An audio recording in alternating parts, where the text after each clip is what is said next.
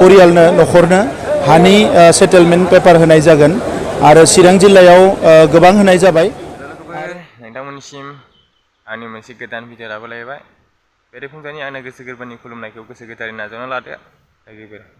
दानिया आङो भिडिअ लाबोनायानो जाहैबाय जोंनि बिथां प्रमद बर' सारा जोंनि बिटिआर ओनसोलाव हानि बिबां रानदों। जेनेबा सुबुङा हा बिगासेबो गैया एबा थानो थाखाय हा गैया, खेथि मावनो थाखाय हा गैया, बिथांमोननि थाखाय हा राननायखौ खोनानो मोनदों। बेजों लोगोसेनो चिरां जिल्लायाव गोबां मानसिफोरानो हा मोननायनि खोथा बाथ्रा बुंनायखौ खोनानो मोनदों लोगोफोर। बेजों लोगोसेनो बिथाङा आरो मा फोरमायनो थांबावदों लोगोफोर, जोङो फुल भिडिअ नायलांसै लोगोफोर। बेनि गेजेरावनो आङो नोंथांमोननि सिगाङाव आङो मोनसे आर'ज खालामो, नोंथांमोना सोरबाफोर आंनि चेनेलाव गोदान फैदों अननानै साबस्क्राइब, लाइक, कमेन्ट, शेयार खालामो लोगोफोर। दिनै गोबां मानसिया बेवहाय हानि मोन्थाइखौ मोनगोन। जों बयबो हास्थायो, जों बयबो लुबैयो जे जोंनि ओनसोलाव रायजो जानाय जोंनि बर' माहारिजों लोगोसे जायफ्रा इलिजिबोल बिसोरो हानि मोन्थाइखौ मोननांगो। मानोना जाय नखराव फुवासेबो एबा बिगासेबो हा गैया बिथांमोना जोबोद खस्थ'आव संसार जानो गोनां जायो। दा बेखौनो नोजोर होनानै जोङो बिनि सायाव गोख्रों खामानि मावबाय थादों। फारसेथिं जोंनि हा हुखौ रैखाथि होनाय, गुबुन फारसेथिं जोंनि मानसिफोरनो हानि अधिकारखौ होनाय।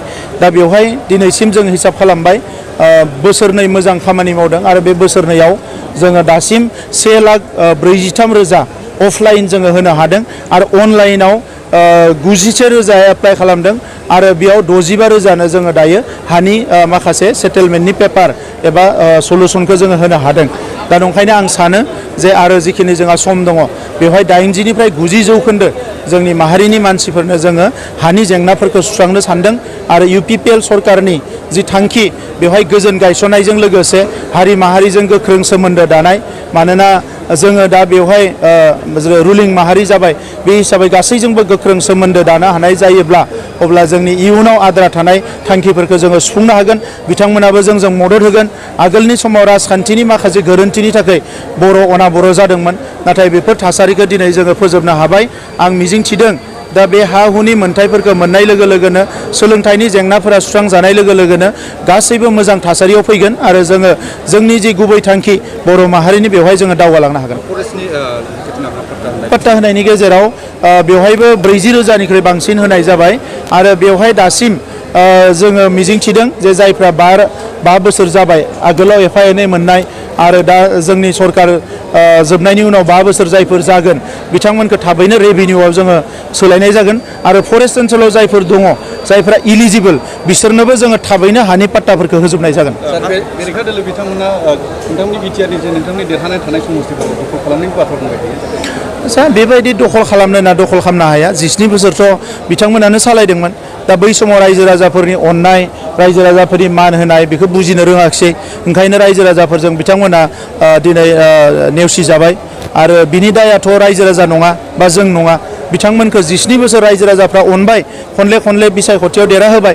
बिनि उनाव रायजो राजाफोरनि गांनाय उखैनाय जेंनाफोरखौ सुस्रांनायखौ बिथांमोना नोजोर होआखिसै। जाला लोंलाखौसो बिथांमोना गोसो होबाय सरकार सलायनाय समाव। दा दिनै बिथांमोना जियानो बुङा मानो बिथांमोना मोनसेसो समस्ति देरहागोन ना देरहाया आंहा सन्देह दङ। मानोना देबारगाव समस्तिनिफ्रायबो गोबां जोंनि दोलोआव जइन जाखाबाय। दा नंखायनो बबे समस्तिखौ देरहागोन बिथांमोना आंहा बेवहाय सन्देह दङ।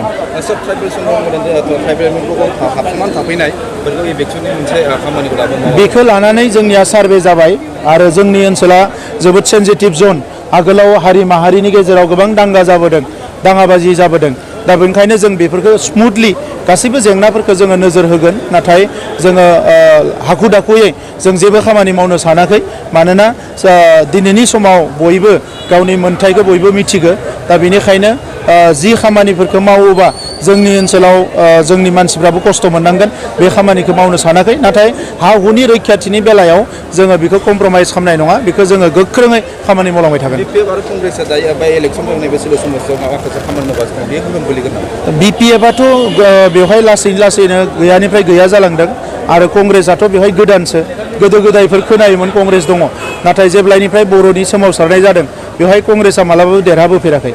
दा नैबे समावथ' आरो कंग्रेसनि खुनु स्क'पआनो गैया।